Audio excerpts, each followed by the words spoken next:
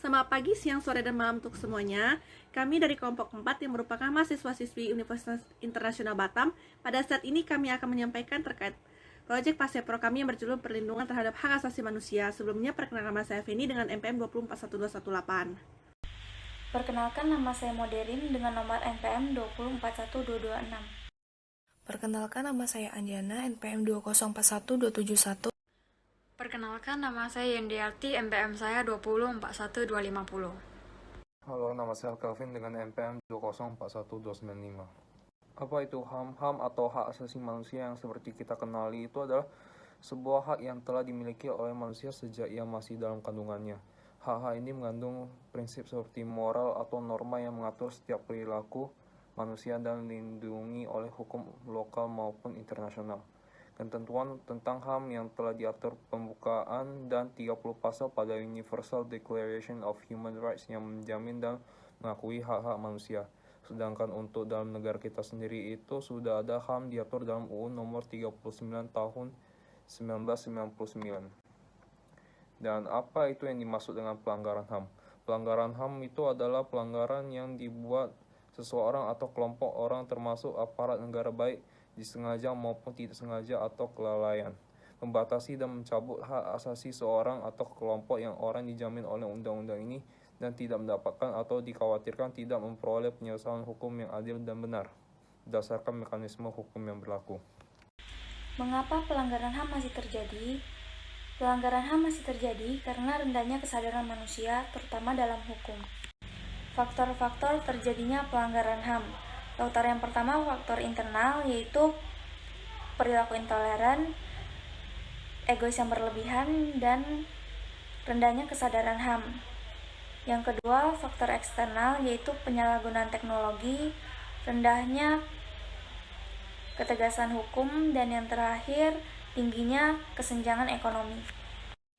Ciri-ciri pelanggaran HAM.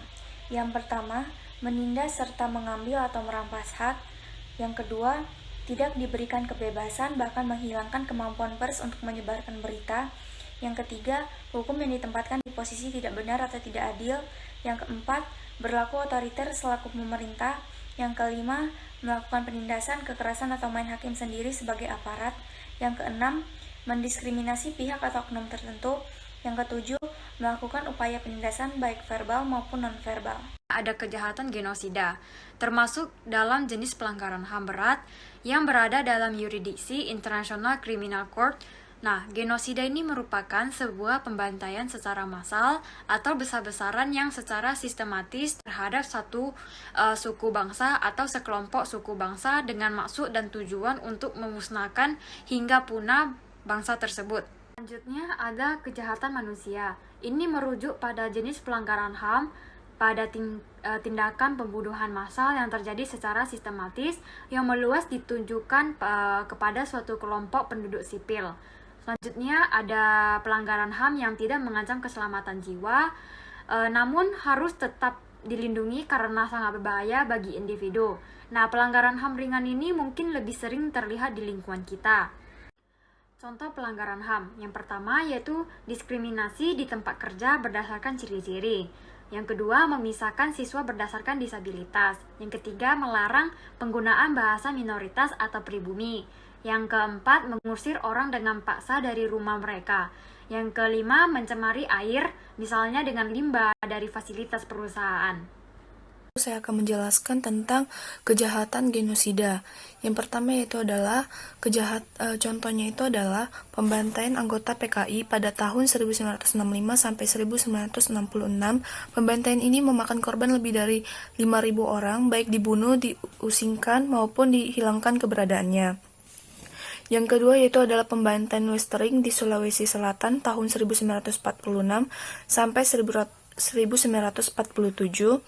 Data menyebutkan pembantaian yang dilakukan oleh pihak Belanda terhadap warga sipil ini memakan korban sebanyak 40.000 orang. Dan yang ketiga adalah pembantaian massal saat membangun jalan raya pos pada tahun 1808 sampai 1800. Lebih dari 12.000 orang menjadi korban kekejaman Gubernur Denles. Selanjutnya yaitu adalah kejahatan manusia. Contohnya itu adalah pembunuhan, perbudakan, pemusnahan, pemindahan hak paksa penduduk, perampasan berat atas kebebasan fisik, penyiksaan, pemerkosaan, perbudakan seksual, pemaksaan prostitusi, pemaksaan sterilisasi, penganiayaan, penghilangan paksa, perbuatan tidak manusiawi yang mengakibatkan penderitaan berat mental dan fisik.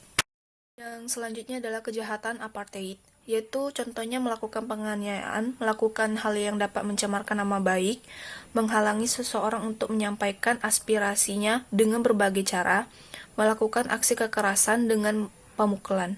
Selanjutnya merupakan pasal-pasal yang membantu ditegakkannya hak asasi manusia, yaitu pasal 27 sampai pasal 34 Undang-Undang 1945. Nah, selanjutnya merupakan dokumentasi kami terkait proyek Pasepro kami yang kami lakukan kunjungan sosialisasi ke sekolah SMA Immanuel. Nah, di situ ada dua gambar. Yang gambar pertama yang di atas itu merupakan gambar gedung dari sekolah Immanuel. Yang gambar yang kedua yang di bawah itu merupakan gambar dari lapangan sekolah Immanuel. Nah, foto selanjutnya bisa kalian lihat. Di sini ada 3 foto. Foto yang pertama yang di atas itu merupakan foto siswa-siswi ketika mendengarkan kami mengimplementasikan terkait sosialisasi perlindungan hak asasi manusia. Di sini ada beberapa siswa-siswi SMA Immanuel yang mengikuti dan mendengarkan kami melalui Zoom.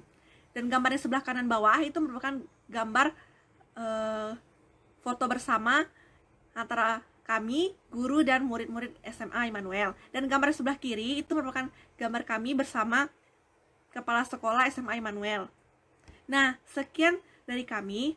Apabila kami memiliki banyak kesalahan kata, mohon maaf dan terima kasih.